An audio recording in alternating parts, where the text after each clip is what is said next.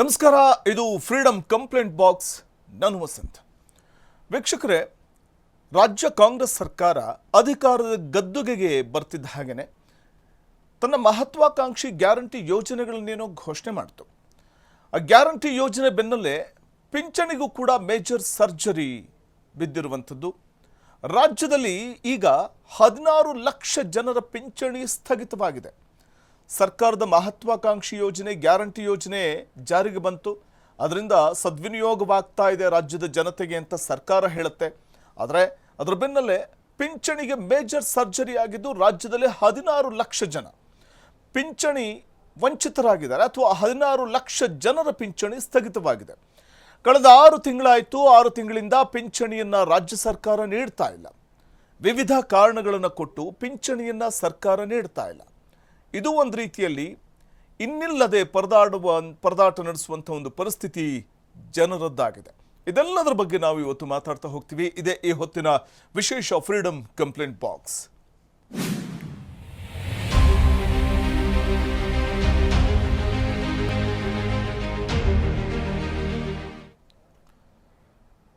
ಸಂಧ್ಯಾಕಾಲದ ನೆಮ್ಮದಿಗೆ ಸರ್ಕಾರ ದೊಡ್ಡ ಹೊಡೆತ ಕೊಟ್ಟಂತೆ ಕಾಣಿಸ್ತಾ ಇದೆ.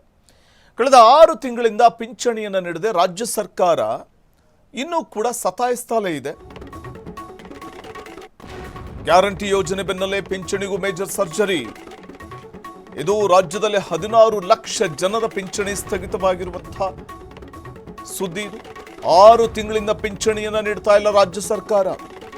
ವಿವಿಧ ಕಾರಣಗಳನ್ನು ಕೊಟ್ಟು ಪಿಂಚಣಿಯನ್ನ ನೀಡಿಲ್ಲ ಸರ್ಕಾರ.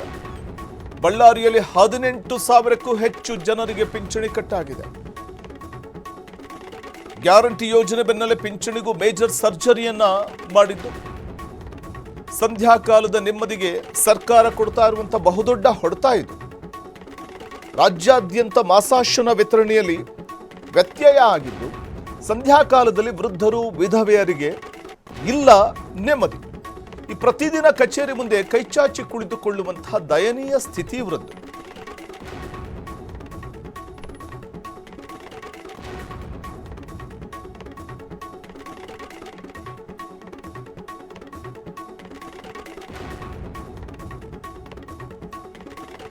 ಹೊಟ್ಟೆಪಾಡು, ಜೀವಾವಧಿ ಔಷಧಿಗೂ ಕೂಡ ದುಡ್ಡಿಲ್ಲದಂತಹ ಒಂದು ಪರಿಸ್ಥಿತಿ. ಕರ್ನಾಟಕ ಸರ್ಕಾರದ ಸಾಮಾಜಿಕ ಭದ್ರತಾ ಯೋಜನೆಗಳ ಅಡಿ ಬರುವಂತಹ ಸಂಧ್ಯಾ ಸುರಕ್ಷಾ ಯೋಜನೆ ಇದು. ವೀಕ್ಷಕರೇ, ಹಿರಿಯ ನಾಗರಿಕರು ತಮ್ಮ ಸಂಧ್ಯಾಕಾಲದಲ್ಲಿ ಅಂದರೆ ವೃದ್ಧಾಪ್ಯದಲ್ಲಿ ಆರ್ಥಿಕವಾಗಿ ಸ್ವಾವಲಂಬಿಯಾಗಿ ಗೌರವಯುತ ಜೀವನ ನಡೆಸುವುದಕ್ಕೆ ಸರ್ಕಾರ ಈ ಮಾಸಾಶನವನ್ನು ನೀಡುತ್ತೆ. ಆದರೆ ಕಳೆದ 6 ತಿಂಗಳಿಂದ ಪಿಂಚಣಿಯನ್ನೇ ಕೊಟ್ಟಿಲ್ಲ ರಾಜ್ಯ ಸರ್ಕಾರ. ಅನರ್ಹರ ಆಚೆ ಇಡೋದಕ್ಕೆ ತಂದಿರುವಂತಹ ರೂಲ್ಸ್ನಿಂದ ನೈಜರಿಗೂ ಕೂಡ ತೊಂದರೆ ಆಗ್ತಾ ಇದೆ. ಈಗ ಮಂದಗತಿಯಲ್ಲಿ ನಡೀತಾ ಇರುವಂಥದ್ದು ಈ KYC ಪ್ರಕ್ರಿಯೆ. SIR ನಿಂದ ಸಿಬ್ಬಂದಿಗಳ ಕೊರತೆ ಇದೆ. ಮತ್ತೊಂದು ಕಡೆ ಸರ್ವರ್ ಡೌನ್. ಇನ್ನು ಗ್ರಾಮ ಮಟ್ಟದಲ್ಲೇ ವೃದ್ಧರ ಸಮಸ್ಯೆ ಬಗೆಹರಿಸುವಂತೆ ಈಗ ಆಗ್ರಹ ಕೇಳಿ ಬರ್ತಾ ಇದೆ. ನೊಂದ ಸಂತ್ರಸ್ತರಿಂದ ಫ್ರೀಡಮ್ ಟಿವಿ ಕಂಪ್ಲೇಂಟ್ ಬಾಕ್ಸ್ಗೆ ಮೊರೆ ಇಡಲಾಗಿದೆ.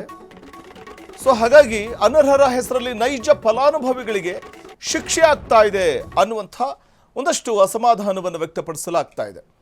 ವೀಕ್ಷಕರೇ, ಬದುಕಿನ ಸಂಧ್ಯಾಕಾಲದಲ್ಲಿ ಈ ವೃದ್ಧಾಪ್ಯ ಇರುವಂಥವರು ಅಥವಾ ವೃದ್ಧರು ಅಥವಾ ವಿಧವೆಯರು ಅಂಥವ್ರಿಗೋಸ್ಕರವೇ ಅಂಥವ್ರಿಗೋಸ್ಕರವೇ ನೀಡಲಾಗ್ತಾ ಇರುವಂಥ ಸಂಧ್ಯಾ ಸುರಕ್ಷಾ ಯೋಜನೆ ಇದು.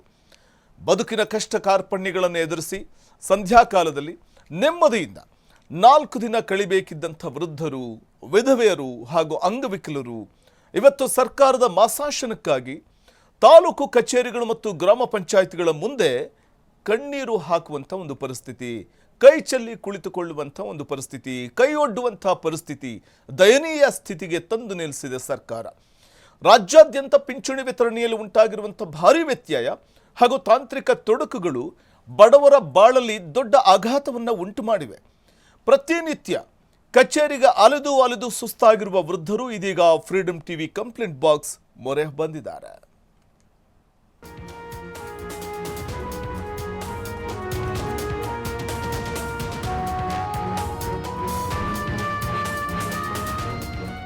ವೃದ್ಧಾಪ್ಯ ವೇತನ, ವಿಧವಾ ವೇತನ ಹಾಗೂ ಅಂಗವಿಕಲರ ಮಾಸಾಶನವೇ ಬಡ ಹಾಗೂ ದುರ್ಬಲ ವರ್ಗದ ಜನರಿಗೆ ಮುಖ್ಯ ಜೀವನಾಧಾರ.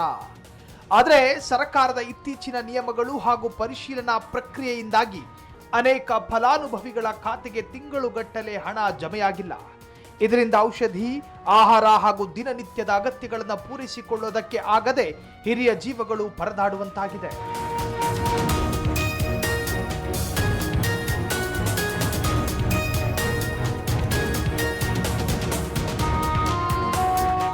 ಮಾಸಾಶನ ಬಾರದಿರುವ ಅಸಲಿ ಕಾರಣ ತಿಳಿದುಕೊಳ್ಳುವುದಕ್ಕೆ ನಾನಾ ಗ್ರಾಮಗಳಿಂದ ದೂರದ ಪ್ರಯಾಣ ಮಾಡಿ ಕಚೇರಿಗೆ ಬರುವ ಹಿರಿಯರಿಗೆ ತಾಂತ್ರಿಕ ಕಾರಣದಿಂದ ತಾತ್ಕಾಲಿಕವಾಗಿ ಸ್ಥಗಿತಗೊಂಡಿದೆ, ಇಲ್ಲವೇ ಮರುಪರಿಶೀಲನೆ ನಡೆಯುತ್ತಿದೆ ಎಂಬ ತಣ್ಣನೆಯ ಉತ್ತರ ಸಿಗುತ್ತಿದೆ. ಇದರಿಂದ ಸಮಸ್ಯೆ ಯಾವಾಗ ಬಗೆಹರಿಯಲಿದೆ ಎಂಬ ಬಗ್ಗೆ ಸ್ಪಷ್ಟನೆ ಸಿಗದೆ ವೃದ್ಧರು ಬಂದ ಹಾದಿಗೆ ಸುಂಕ ಇಲ್ಲದ ರೀತಿಯಲ್ಲಿ ವಾಪಸ್ ಮನೆಗೆ ಹೋಗ್ತಿದ್ದಾರೆ. ಈ ಬಳ್ಳಾರಿ ಜಿಲ್ಲೆಯಲ್ಲಿ ವಿಧವೆಯರು, ಒಂಟಿ ಮಹಿಳೆಯರು ಅಂತಕ್ಕಂಥ ಇದು ವಿಧವೆಯರಿಗೆ ಏನಿದೆಯಲ್ಲ ಸಂಬಳ ಬರೀ 3 ತಿಂಗಳಾಗ 4 ತಿಂಗಳಾಗ 1 ತಿಂಗಳು ಮಾತ್ರ ಪೆನ್ಷನ್ ಜಮಾ ಆಗ್ತದೆ. ಇನ್ನು ಉಳಿದಿರ್ತಕ್ಕಂಥ ಪೆನ್ಷನ್ ಜಮಾ ಆಗೋದಿಲ್ಲ. ಮತ್ತು ಒಂದು 3-4 ತಿಂಗಳಾದ್ಮೇಲೆ ಮತ್ತೆ ಜಮಾ ಆಗ್ತದೆ. ಮತ್ತು ಇನ್ನೂ ಒಂದು ಏನಂತಂದ್ರಿಗನೆಗೆ ಈಗ ಗಂಡ ವಿಧವೆ 40 ವರ್ಷದಲ್ಲಿ ಗಂಡ ತೀರ್ಕೊಂಡ್ರಿಗನೆಗೆ 65 ವರ್ಷ ಆದರೂ ಕೂಡ ಅದೇ ಪೆನ್ಷನ್ 800 ರೂಪಾಯಿ ಮಾತ್ರ ಬರ್ತದೆ. ಈಗ ಅದನ್ನು ಸರ್ಕಾರ ಪರಿಗಣನೆ ಮಾಡಬೇಕು. ಯಾರ್ಯಾರಿಗೆ 60 ವರ್ಷ ಇರ್ತದೆ ಅವ್ರಿಗೆಲ್ಲರಿಗೂ ಕೂಡ 1200 ರೂಪಾಯಿ ಏನಿದೆ ಅಲ್ಲ ಅದನ್ನು ಜಾಸ್ತಿ ಮಾಡಬೇಕು.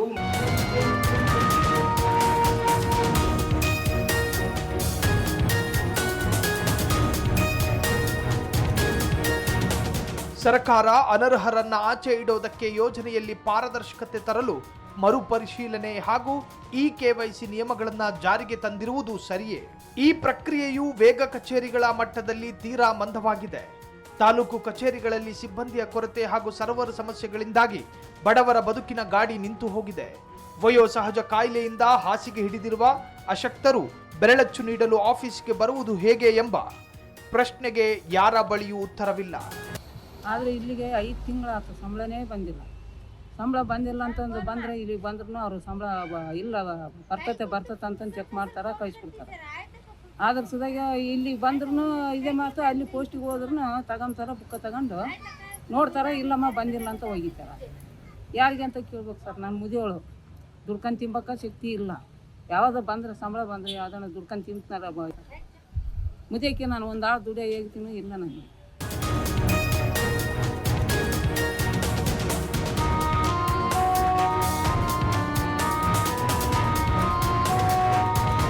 ವಯಸ್ಸಾದ ಮೇಲೆ ದುಡಿಯುವ ಶಕ್ತಿ ಇರುವುದಿಲ್ಲ. ಸರ್ಕಾರದ ಈ ಅಲ್ಪ ಮೊತ್ತದ ಮಾಸಾಶನವೇ ಅವರಿಗೆ ಏಕೈಕ ಆಸರೆ.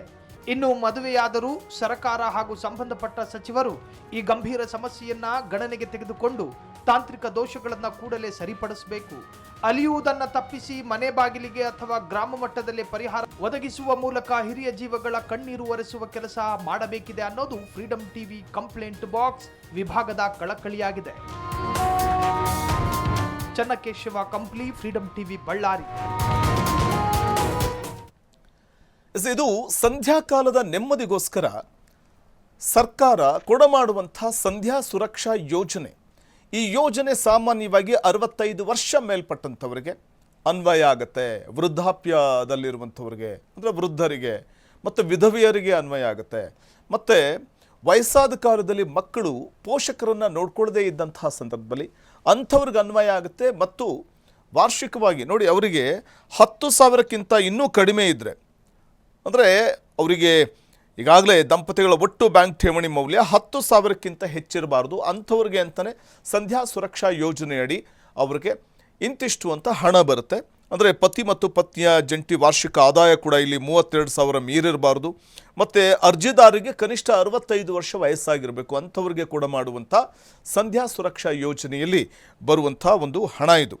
ಈ ಯೋಜನೆಯಡಿ ಹಿರಿಯ ನಾಗರಿಕರಿಗೆ ಸರ್ಕಾರದಿಂದ ಪ್ರತಿ ತಿಂಗಳು 1,200ರಷ್ಟು ಪಿಂಚಣಿಯ ಹಣವನ್ನು ನೀಡಲಾಗುತ್ತೆ. ಆದರೆ ಈ ಹಣವೇ ಬರ್ತಾ ಇಲ್ಲ. ಸೊ ಹಾಗಾಗಿ ಬಳ್ಳಾರಿಯ ಆ ಕಂಪ್ಲಿ ಭಾಗದ ಮಹಿಳೆಯರು ನಮಗೆ ಕಳೆದ ಸುಮಾರು ಹಲವು ತಿಂಗಳುಗಳಾಯಿತು, 2-3 ತಿಂಗಳಾಯಿತು, ಅದಕ್ಕಿಂತ ಮೇಲೆ ಆಯಿತು, ಇನ್ನೂ ಕೂಡ ನಮಗೆ ಸಂಧ್ಯಾ ಸುರಕ್ಷಾ ಯೋಜನೆಯಡಿ ಹಣವೇ ಸಿಗ್ತಾ ಇಲ್ಲ ಅನ್ನುವಂಥ ಮಾತನ್ನು ಹೇಳ್ತಾರೆ. ತಮ್ಮ ವೃದ್ಧಾಪ್ಯ ಕಾಲದಲ್ಲಿ ನೆಮ್ಮದಿಯ ಜೀವನ ನಡೆಸಲಿಕ್ಕೆ ಅಂತಿರುವಂತಹ ಈ ಒಂದು ಪಿಂಚಣಿ ಭಾಗ್ಯ ಸಿಗದೇ ಇರೋದಕ್ಕೆ ಸಂಕಟ ಪಡ್ತಿದ್ದಾರೆ. ಮತ್ತಷ್ಟು ಮಾಹಿತಿಯನ್ನು ಪಡೆಯೋಣ. ನಮ್ಮ ಪ್ರತಿನಿಧಿ ಚನ್ನಕೇಶವ ಹೆಚ್ಚಿನ ಮಾಹಿತಿ ಕೊಡ್ತಾರೆ. ಚನ್ನಕೇಶವ್, ಸಂಧ್ಯಾ ಕಾಲದ ಸಂದರ್ಭದಲ್ಲಿ ನೆಮ್ಮದಿಯ ಜೀವನ ನಡೆಸಲಿ ವಯೋವೃದ್ಧರು ಅನ್ನುವಂಥ ಕಾರಣಕ್ಕೆ ಜಾರಿಯಾದಂಥ ಸಂಧ್ಯಾ ಸುರಕ್ಷಾ ಯೋಜನೆ. ಆದರೆ ಈ ಯೋಜನೆ ಯಾವ ರೀತಿ ಹಳ್ಳ ಹಿಡಿತಾ ಇದೆ ಅಂತ ಬಳ್ಳಾರಿ ಭಾಗದಲ್ಲಿ? ಹೌದು, ನಿಜಕ್ಕೂ ವಸಂತ, ಇದೇನು ಸರ್ಕಾರಕ್ಕೆ, ಕಾಂಗ್ರೆಸ್ ಸರ್ಕಾರಕ್ಕೆ ಒಂದು ನಾಚಿಕೆ ಪಡುವ ಸಂಗತಿ ಎದುರಾಗಿದೆ. ಇಲ್ಲಿ ನೀನು ವೃದ್ಧಾಪ್ಯ ವೇತನಗಳು ಆಗ್ಲಿ, ಮಹಿಳೆಯರು ಎಲ್ಲ ಏನೋ ವೃದ್ಧಾಪ್ಯ ವೇತನಗಳು ಬಹಳ ಹಿಂದೆ ಉಳಿತದವೆ. ಆ ಕಚೇರಿಗೆ ಹಲ್ದಾಡು ಮಹಿಳೆಯರು ಪ್ರಮುಖ ಹಳ್ಳಿಗಳ ಭಾಗದಿಂದ ಬರ್ತಾರೆ. ಮಹಿಳೆಯರು ಕಚೇರಿಗೆ ಹಲ್ದಾಡಿ ಸುಸ್ತಾಗಿ ಬರ್ತಾ ಇರುವ ಕಚೇರಿಗೆ ಸುಮಾರು 70ರಿಂದ 80 ವರ್ಷದ ವೃದ್ಧರು ಬರ್ತಾರೆ. ಅಲ್ಲಿಗೆ ಬಂದ್ರು ಕೂಡ ಅಧಿಕಾರಿಗಳಿಗೆ ಕೇಳಿದ್ರು ಕೂಡ ಇವತ್ತು ಬಾ, ನಾಳೆ ಬಾ ಅಂತ ಅಲ್ಲಿ ಹಲ್ದಾಡ್ತಾರೆ. ಆ ಮಹಿಳೆಯರಿಗೆ ಏನಾದ್ರೂ ಹೆಚ್ಚು ಕಡಿಮೆ ಆದ್ರೆ ಸರ್ಕಾರನೇ ಹೊಣೆ ಆಗುತ್ತೆ. ನಮ್ಗೆ 6 ತಿಂಗಳ ಮೇಲೆ ಸಂಬಳ ಬಂದಿಲ್ಲ. ಚನ್ಕೇಶ್ವ, ಈಗ ಯಾಕೆ ಈ ಸಂಧ್ಯಾ ಸುರಕ್ಷಾ ಯೋಜನೆ ಬರುವಂತ ಪಿಂಚಣಿ ಯಾಕೆ ವೃದ್ಧರನ್ನ ತಲುಪ್ತಾ ಇಲ್ಲ ಅಂತ ಕಾರಣ ಏನಿರಬಹುದು ಅಂತ? ವಸಂತ್, ಇದು ಯಾಕೆ ಇದು ಏನಾಗಿದೆ ಅಂದ್ರೆ, ಇಲ್ಲಿನ ಸರ್ಕಾರ, ಇದು ಬಳ್ಳಾರಿ ಜಿಲ್ಲೆ ಅಂತ ಒಂದು ಸೀಮಿತ ಅಲ್ಲ, ಇದು ಉತ್ತರ ಕರ್ನಾಟಕ ಭಾಗ ಆಗಿರ್ಬೋದು. ಎಲ್ಲ ಭಾಗದಲ್ಲಿ ಇದೇ ರೀತಿ ಏನೂ ಆಗಿದೆ. ಈ ಆಧಾರ್ ಕಾರ್ಡ್ ಅಲ್ಲಿ ಒಂದು ಹುಟ್ಟಿದ ದಿನಾಂಕ ಚೇಂಜ್ ಆಗಿದೆ, ನಿಮ್ದು ಇದರಿಂದ ನಿಮಗೆ ಸಂಬಳ ಬರ್ತಾ ಇಲ್ಲ, ನಿಮ್ದು KYC ಆಗಿಲ್ಲ ಅಂತ ಒಂದು ತಾಲೂಕು ಆಡಳಿತ ಉಡಾಪಿ ಪ್ರಶ್ನೆ ನೀಡಿ ಅಲ್ಲಿ ಸಂಬಳ ವಂಚಿತ ಆದ ಮಹಿಳೆಯರಿಗೆ ಸಂಬಳ ಸಿಗದ ಪರದಾಟ ಕೂಡ ನಡೆಸ್ತಾ ಇದ್ದಾರೆ. ಅಲ್ಲಿ ಸಂಬಳ ವಂಚಿತ ಆದ ಮಹಿಳೆಯರು ಏನಾದ್ರೂ ತಾಲೂಕು ಕಚೇರಿಗೆ ಭೇಟಿ ನೀಡಿದ್ರೆ, ನೀವ್ ಯಾಕೆ ಬರ್ತೀರಾ, ನೀವ್ ಬಂದ್ರೆ ನೀವ್ ಯಾಕೆ ಬರ್ತೀರಾ, ನಿಮ್ಗೆ ಬರುತ್ತೆ ಸಂಬಳ ಅಂತ ಅಲ್ಲಿನ ಒಂದು ತಾಲೂಕು ಕಚೇರಿ ಸಿಬ್ಬಂದಿಗಳು ಒಂದು ಉಡಾಪೆ ಪ್ರಶ್ನೆ ಹೇಳಿ ಅಲ್ಲಿಂದ ಕಚೇರಿಯಿಂದ ಅವರು ತಮ್ಮ ಮನೆಗಳಿಗೆ ತೆರಳುತ್ತಾರೆ. ನೀನು ಇವತ್ತು ಬಾ, ನಾಳೆ ಬಾ ಅಂತ ಹೇಳ್ತಾರೆ ಅಲ್ಲಿನ ತಾಲೂಕು ಆಡಳಿತ. ಇದು ಸರ್ಕಾರ ಆದಷ್ಟು ಬೇಗ ಏನು ಪಿಂಚಣಿ ವಂಚಿತದಾರರಿಗೆ ಪಿಂಚಣಿ ನೀಡಬೇಕೆಂದು ಫ್ರೀಡಂ ಟಿವಿ ಕಳಕಳಿ ಮನವಿ ಮಾಡ್ಕೊಳುತ್ತೆ ವಸಂತ. ಚನ್ಕೇಶ್ವ, ಈಗ ಪ್ರಸ್ತುತ ಸರ್ಕಾರ ಈ ನಕಲಿ ಫಲಾನುಭವಿಗಳನ್ನು ತಡೆಯೋದಕ್ಕೋಸ್ಕರವೇ ಆಧಾರ್ ಕಾರ್ಡ್ ಲಿಂಕ್ ಮತ್ತು KYC ಪ್ರಕ್ರಿಯೆಯನ್ನು ಕಡ್ಡಾಯಗೊಳಿಸಿರುವಂಥದ್ದು. ಅದೆಲ್ಲವೂ ಇರೋದ್ರಿಂದಾನೇ ತಾನೇ ಪಿಂಚಣಿ ಬರ್ತಾ ಇತ್ತು ಈ ಮೊದಲೆಲ್ಲ. ಈಗ ಸಡನ್ ಅಂತ ಸ್ಟಾಪ್ ಆಗುತ್ತೆ ಅಂತಂದರೆ ರೀಸನ್ ಏನಿರಬಹುದು ಅಂತ ಅನಿಸುತ್ತೆ. ಅವರು ಹೇಳ್ತಾರೆ ಮೊದಲೆಲ್ಲ ಬರ್ತಾ ಇತ್ತು, 4-5 ತಿಂಗಳುಗಳಿಂದ ಬರ್ತಾ ಇಲ್ಲ ಅಂತ ಹೇಳ್ತಾರೆ, KYC ಮಾಡಿಸಿದ್ದೀವಿ ಅಂತ ಹೇಳ್ತಾರೆ, ಆದರೂ ಕೂಡ ಸ್ಟಾಪ್ ಮಾಡಲಾಗಿದೆ, ತಡೆ ಹಿಡಿಯಲಾಗಿದೆ ಅಂತಂದರೆ ಅಸಲಿ ಕಾರಣ ಏನಿರಬಹುದು ಅಂತ? ಅದೇ ವಸಂತ, ಏನು ನಕಲಿ ಪಿಂಚಣಿದಾರರು ಹೆಚ್ಚಳ ಆಗಿದ್ರು ಹಿನ್ನೆಲೆಯಲ್ಲಿ ಇನ್ನು ಅಸಲಿ ಪಿಂಚಣಿದಾರದ್ದು ಯಾವುದೇ ರೀತಿಯ ಹಣ ಬಿಡುಗಡೆ ಮಾಡ್ತಾ ಇಲ್ಲ. ಅವರು ಬಿಡುಗಡೆ ಮಾಡ್ತಾರೆ ಅಂತ ಹೇಳ್ಬೇಕಾದ್ರೆ ಅಂದ್ರೆ ಚನ್ನಕೇಶವ್, ಇಲ್ಲಿ ಈ ನಕಲಿ ಪಿಂಚಣಿದಾರರು ಇರೋದ್ರಿಂದಾಗಿ ಅದನ್ನ ಎಲ್ಲೋ ಒಂದ್ ಕಡೆ ತಡೆ ಒಡ್ಡಬೇಕು, ಬ್ರೇಕ್ ಹಾಕಬೇಕು ಅನ್ನುವಂಥ ಕಾರಣಕ್ಕೆ ಈಗ ಅಸಲಿ ಪಿಂಚಣಿದಾರರು ಕೂಡ ಕಷ್ಟ ಅನುಭವಿಸ್ಬೇಕಾ ಅಂತ? ಹೌದು, ನಿಜಕ್ಕೂ ವಸಂತ, ಏನೋ ಈ ನಕಲಿ ಮತ್ತು ಅಸಲಿಯಿಂದ ಇವ್ರಿಗೇನು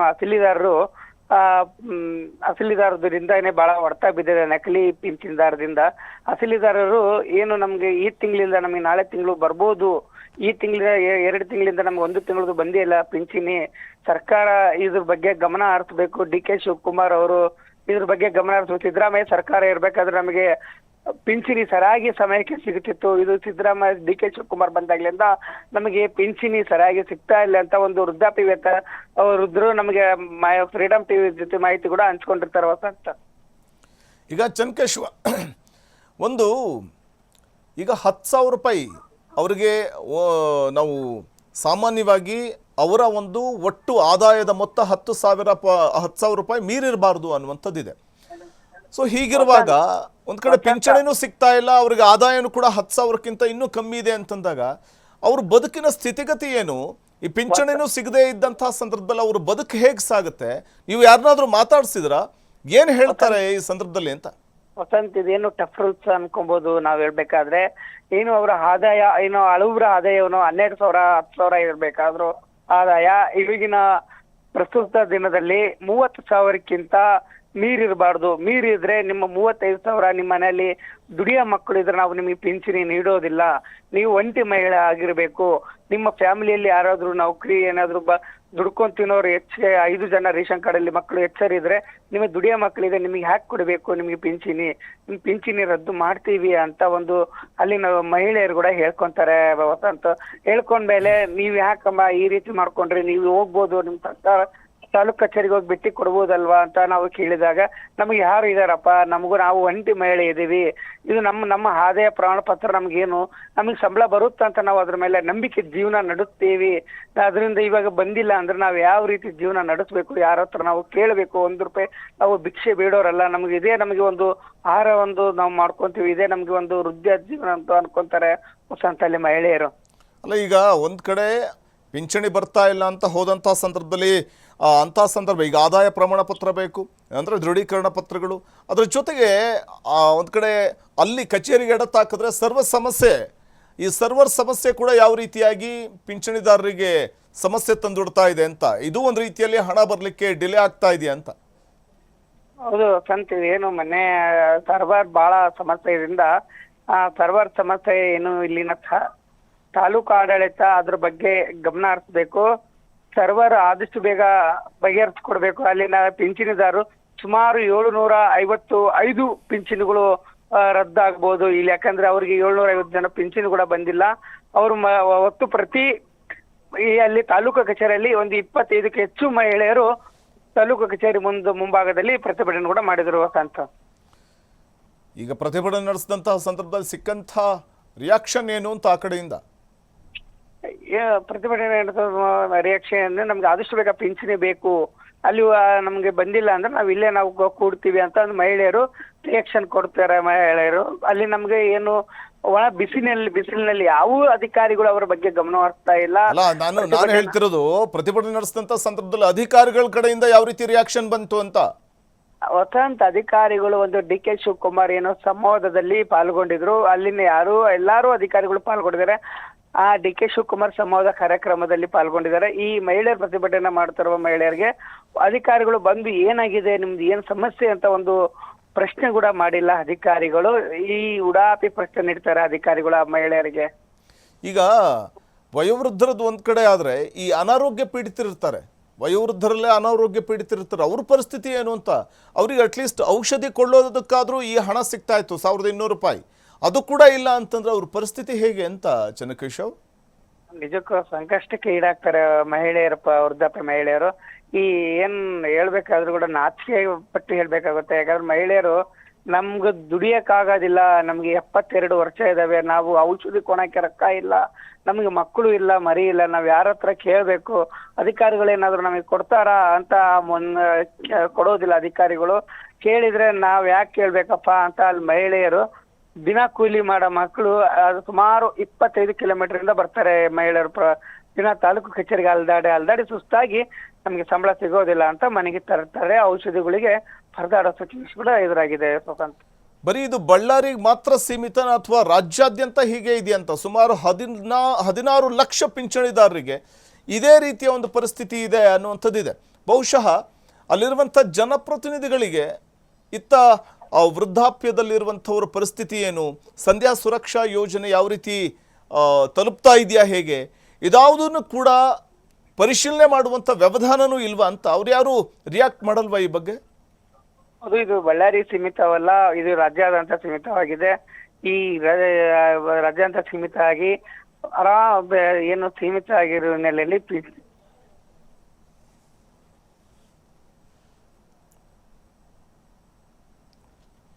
ಚನ್ನಕೇಶವ್ ಕೇಳಿಸ್ತಿದೆಯಲ್ಲ ನನ್ನ ಧ್ವನಿ? ಓಕೆ, ಬಹುಶಃ ಲೈನ್ ಕಟ್ ಆಗಿದೆ. ಥ್ಯಾಂಕ್ ಯು ಚನ್ನಕೇಶವ್ ತಮ್ಮ ಮಾಹಿತಿಗಾಗಿ.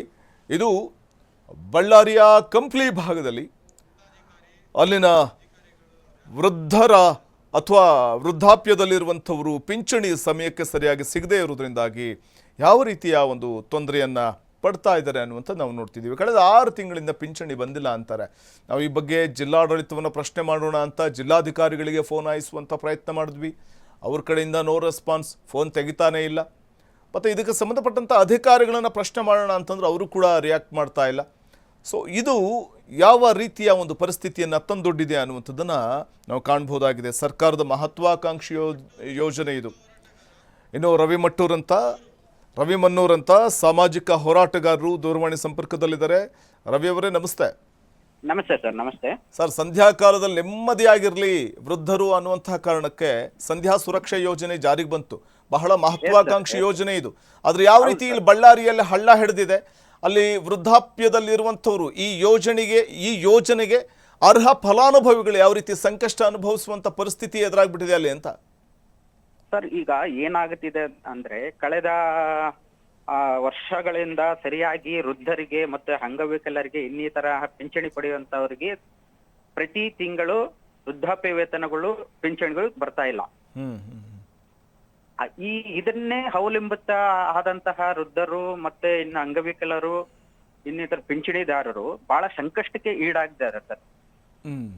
ಇದ್ರ ಬಗ್ಗೆ ಸರ್ಕಾರವಾಗಲಿ ಜಿಲ್ಲಾಡಳಿತವಾಗಲಿ ಯಾವುದೇ ರೀತಿಯಿಂದ ಸೂಕ್ತ ಕ್ರಮ ಕೈಗೊಳ್ತಾ ಇಲ್ಲ. ಅಲ್ಲ, ಕಾರಣ ಏನು ಸರ್?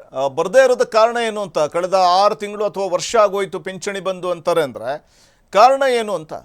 ಸರ್, ಕಾರಣ ಏನಂತಂದ್ರೆ ಈ ಸರ್ಕಾರನೇ ಅದು ಸರಿಯಾಗಿ ನಿಭಾಯಿಸ್ತಾ ಇಲ್ಲ ಎಂಬುದೇ ಇಲ್ಲಿ ಸ್ಪಷ್ಟವಾಗಿ ಕಾಣ್ತಾ ಇದೆ. ಈಗ ರವಿ ಮಣ್ಣೂರ್ ಅವರೇ, ಈಗ ಅಸಲಿ ಪಿಂಚಣಿದಾರರ ನಡುವೆ ನಕಲಿ ಪಿಂಚಣಿದಾರರಿದ್ದಾರೆ, ಅದಕ್ಕೋಸ್ಕರವಾಗಿ ಅದನ್ನ ತಡೆಗಟ್ಟಬೇಕು ಅಕ್ರಮವನ್ನ ಅನ್ನುವಂತಹ ಕಾರಣಕ್ಕೆ ಒಂದಷ್ಟು ನಿರ್ಧಾರಗಳನ್ನೇನೋ ತಗೊಂಡಿದೆ ಸರ್ಕಾರ.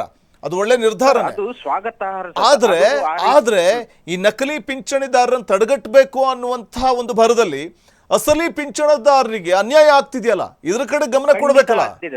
ಖಂಡಿತ ಅನ್ಯಾಯ ಆಗ್ತಿದೆ. ಆ ನಕಲಿ ಪಿಂಚಣಿದಾರರಿಗೆ ಪಿಂಚಣಿ ಮಂಜೂರು ಮಾಡಿಕೊಟ್ಟವರು ಯಾರು?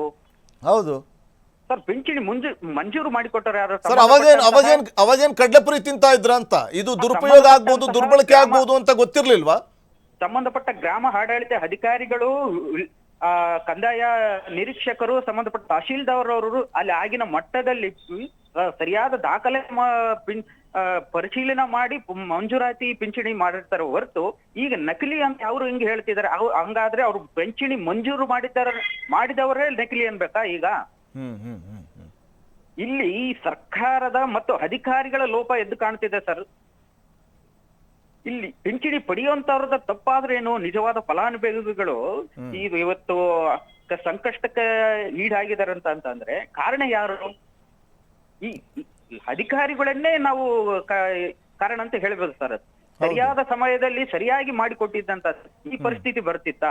ಅಲ್ಲ, ನಾವು ಎಲ್ಲದಕ್ಕೂ ಸರ್ಕಾರವನ್ನ ದೂರ್ಲಿಕ್ಕೆ ಆಗೋದಿಲ್ಲ.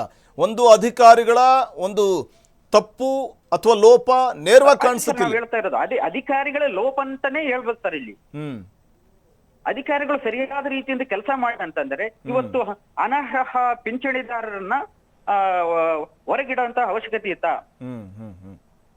ಆಗ ಅವ್ರನ್ನ ಹೊರಗಿಡೋ ಬರದಲ್ಲಿ ಈಗ ನಿಜವಾದ ಪಿಂಚಣಿ ಪಡೆಯುವಂತ ವೃದ್ಧರುಗಳನ್ನ ಅವ್ರಿಗೆ ಸಂಕಷ್ಟ ಈಡಾಗ್ತಿದಾರಲ್ಲ ಸರ್ ಈಗ. ಹೌದು, ನಿಜ.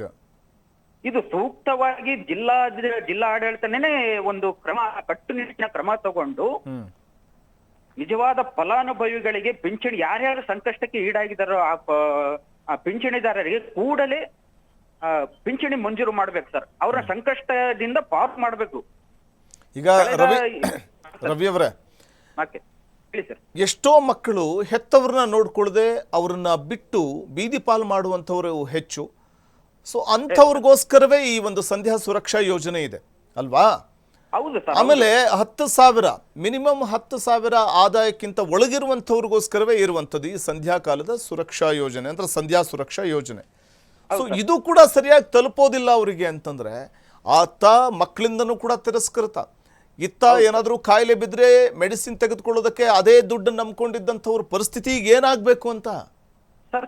ಈಗಿನ ಸಂಕಷ್ಟ ಪರಿಸ್ಥಿತಿ ಸರ್, ಈಗ ನಮ್ಮ ಬಳ್ಳಾರಿ ಜಿಲ್ಲಾ ಮಟ್ಟದಲ್ಲಿ ಈ ಬರಗಾಲ ಆವರಿಸುವಂತ ಕಾಲ ಸರ್. ದುಡಿಮೆ ಇಲ್ಲ, ಸರಿಯಾಗಿ ದುಡಿಮೆ ಇಲ್ಲ. ಈ ವೃದ್ಧರು ಆಸರೆ ಆಗಿರೋದೇ ಈ ಪಿಂಚಣಿಯಿಂದ ಸರ್. ಇವಾಗ ಕುಟುಂಬದಲ್ಲಿ ತಿರಸ್ಕರಗೊಂಡಂತಹ ವೃದ್ಧರು ಇರ್ತಾರೆ, ಸರಿಯಾಗಿ ಆಸರೆ ಇಲ್ದಾರಂತ ವೃದ್ಧರು ಇರ್ತಾರೆ.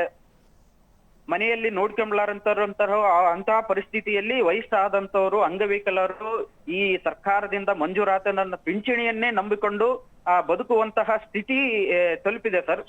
ಈಗಿನ ಸಂದರ್ಭದಲ್ಲಿ ಅವರಿಗೆ ಔಷಧಿಗಳು ಆಗಿರ್ಬೋದು, ದಿನನಿತ್ಯ ಖರ್ಚು ನಿಭಾಯಿಸುವಂತಹ ಹಣಕಾಸಿನ ಪರಿಹಾರ ಇರ್ಬೋದು, ಎಲ್ಲಾ ಇದು ಪಿಂಚಣಿಯಿಂದನೇ ಅವಲಂಬಿತರಾಗಿದ್ದಾರೆ ಸರ್ ಅಲ್ಲಿ ಬಹಳಷ್ಟು ವೃದ್ಧರುಗಳು. ಅದನ್ನೇ ಇವಾಗ ಸರಿಯಾದ ಪ್ರತಿ ತಿಂಗಳು ಕೊಡ್ತಾ ಇಲ್ಲ ಅಂತಂದ್ರೆ ಅವರಿಗೆ ಬಹಳಷ್ಟು ಸಂಕಷ್ಟಕ್ಕೆ ಈಡಾಗಿದ್ದಾರೆ ಸರ್.